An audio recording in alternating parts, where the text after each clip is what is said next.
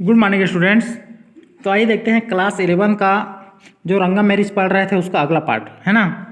तो अभी तक क्या हुआ, होसाहली गांव के बारे में बताया जा रहा था कि होसाहली की क्वालिटी क्या है। होसाहली गांव अभी तक उसका गांव का जो जिक्र है वो भारत के किसी भी नक्शे में नहीं है करके। तो स्टूडेंट्स आइए देखते हैं है ना। We have some mango trees in our village, come visit.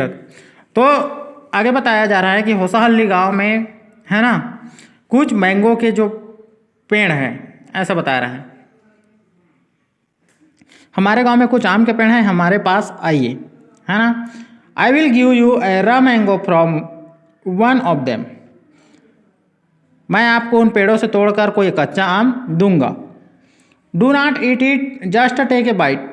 The sourness is sure to go straight to your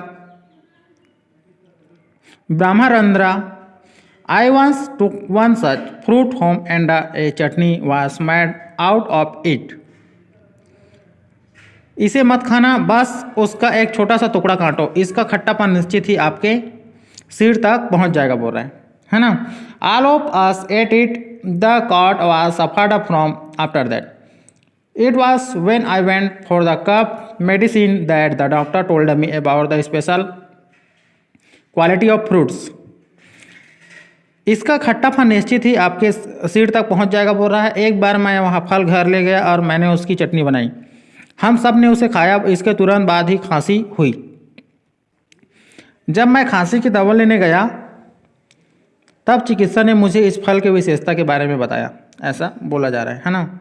just as the mango is special so is everything is around our village. We have creeper growing in the ever so fine water of the village pond.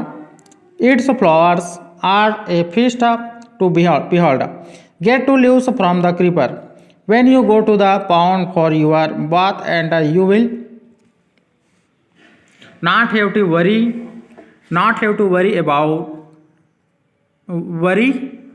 about not having leaves on which to serve the afternoon meal. तो आगे क्या बताया जा रहा है, जिस प्रकार आम विशेष है उसी प्रकार हमारे गांव के आसपास हर एक चीज़ विशेष है बोला जा रहा है। होसाहली के गांव के बारे में बताया जा रहा है ना। हमारे गांव के तालाब जिसका पानी हमेशा साफ रहता है उसमें एक बेल उगती है।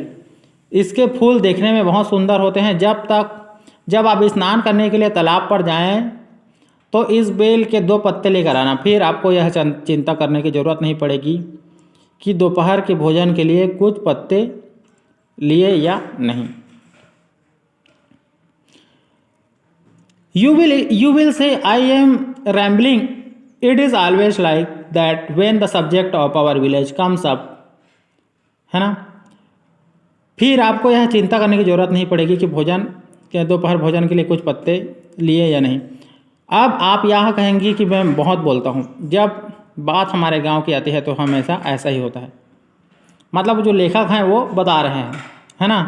But if any one of you would like to visit और drop me a line, I will let you know where Hosahalli is and what things are like here.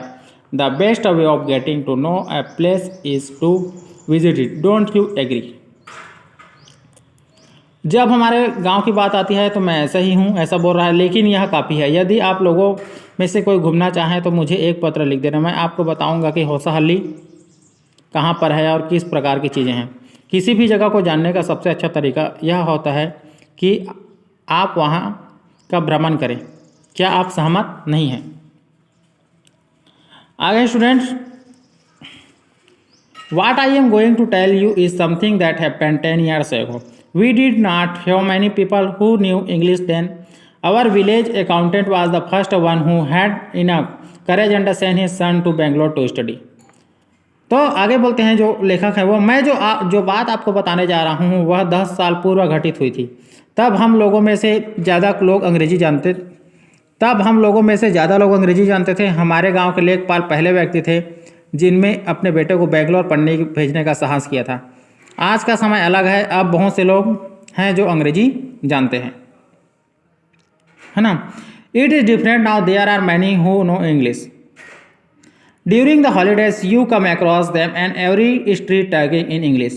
Those day we did not speak in English not did we bring in English word while taking in Kannada.